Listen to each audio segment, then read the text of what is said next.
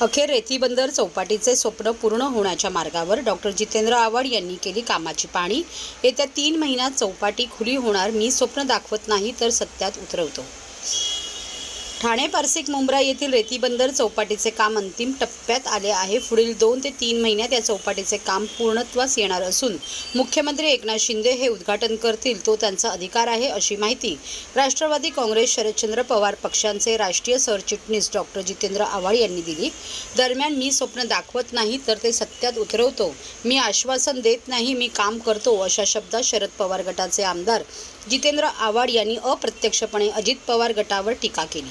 आम्ही केवळ निधी आणतो असे म्हणत नाही, तर प्रस्ताव तयार करून मंजूर करून ती कामे पूर्ण करतो, असेही ते म्हणाले। सोमवारी डॉक्टर जितेंद्र आव्हाड यांनी पारसिक चौपाटीची पाहणी केली। यावेळी ते म्हणाले की 2009 मध्ये पारसिक चौपाटीचे स्वप्न पाहिले होते, आज ते सत्यात उतरवले आहे। येत्या काही दिवसात मुख्यमंत्री एकनाथ शिंदे यांच्या हस्ते या चौपाटीचे उद्घाटन होईल, असे सांगतानाच मी कोणत्याही कामाचे क्रेडिट घेत नाही, माझे काम बोलते। सन 2009 साली आपण या भागात चौपाटी उभारण्याचे स्वप्न पाहिले होते। हे स्वप्न पूर्ण करताना अनेक अडचणी आल्या होत्या। तत्कालीन जिल्हाधिकारी डॉक्टर अश्विनी जोशी यांनी ही चौपाटी उभी करण्यासाठी येथील अतिक्रमण हटवली होती। त्यामुळे येथील भूमाफियांनी 25 कोटी खर्च करून डॉक्टर अश्विनी जोशी यांची बदली केली। त्यानंतर ठाणे महानगरपालिकेच्या आयुक्तपदी आलेल्या संजीव जयस्वाल यांना घेऊन आपण 2 दौरे केले आणि चौपाटीचे काम मार्गी लावले। रेतीबंदर खाडी किनारी 4 किमी लांबीच्या 42 एकर जागेवर सिंगापूर आणि साबरमतीच्या धर्तीवर चौपाटी उभारण्यात येत आहे। खाडीवर चालण्यासाठी देशातील पहिला तरंगता मार्ग, थीम पार्क, एम्फीथिएटर, बोटिंग, क्रीडा व मनोरंजनाची अद्ययावत साधने यासह जवळपास 18 अत्याधुनिक सुविधा रेतीबंदर चौपाटीवर उभ्या केल्या जात आहेत, असे डॉक्टर जितेंद्र आव्हाड यांनी सांगितले। माझ्या मतदारसंघासाठी यापूर्वी कधीही निधीची कमतरता भासत नव्हती। आपण प्रस्ताव मांडला की एकनाथ शिंदे हे लगेच निधी देत होते। सन 2017 ते 2021 दरम्यान एकनाथ शिंदे हे ठाण्याचे पालकमंत्री होते। त्यांच्या कार्यकाळात त्यांनी कधीही आपला विकास निधी थांबवला नाही। पूर्वी ठाण्यात निधीचे राजकारण कधीच झाले नव्हते, ते आता सुरू झाले आहेत। तेव्हाचे ते एकनाथ शिंदे होते, मात्र आता त्यावर आपणाला काही बोलायचे नाही। मोठ्या प्रमाणात निधी आणून आपण कळवा मुंब्राचा विकास केला। हा विकास करत असताना कधीही स्वप्ने दाखवली नाही, ती सत्यात उतरवण्याचे काम केले। केवळ आश्वासन देण्याचे, निधी आणल्याचे बोलले नसल्याचे डॉक्टर जितेंद्र आव्हाड म्हणाले। प्रश्न आहेत मुंबईवाल्यांचे विचार, चला खाली हे थांबा रे, ओके कामच आहे सगळे, ओके चल रोल चौपाटीचा जो कायापालट होणार आहे पाहिजे झालेला नाहीये, रखडलेली देखील काम आहे। नाही हे असं चुकीचं बोलू नका। चौपाटीचं काम व्यवस्थित सुरू झालेलं आहे। काम करायला थोडा उशीर लागतो, तो सगळीकडेच लागतो, पण ज्या क्षेत्राकडे ग्रामीण म्हणून बघितलं जायचं आणि जिथे कधी विकासच झाला नव्हता, तो कसा होतोय हे दाखवण्याचं हे उत्तम उदाहरण आहे। आणि ह्याच्यामध्ये IAS ऑफिसर्सचा जो महत्त्वाचा सहभाग आहे, अश्विनी जोशी कोर्टामध्ये जाऊन त्यांनी हा प्लॉट मोकळा केला। या प्लॉटमध्ये जे कोणी होती त्यांना खाली करण्याचं काम जयस्वाल यांनी स्वतः उभं राहून केलं। ह्याचं डिझायनिंग त्यांनी स्वतः केलं, मला दाखवलं।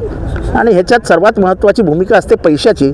मी माननीय एकनाथ शिंदे साहेबांचा आभारी आहे की त्यांनी माझे प्रस्ताव जेव्हा गेले आणि त्यांना सांगण्यात आलं की जितेंद्र आव्हाडांचा प्रस्ताव आहे, त्यांनी कधीही राजकीय भूमिका घेऊन माझे प्रस्ताव अडवले नाहीत।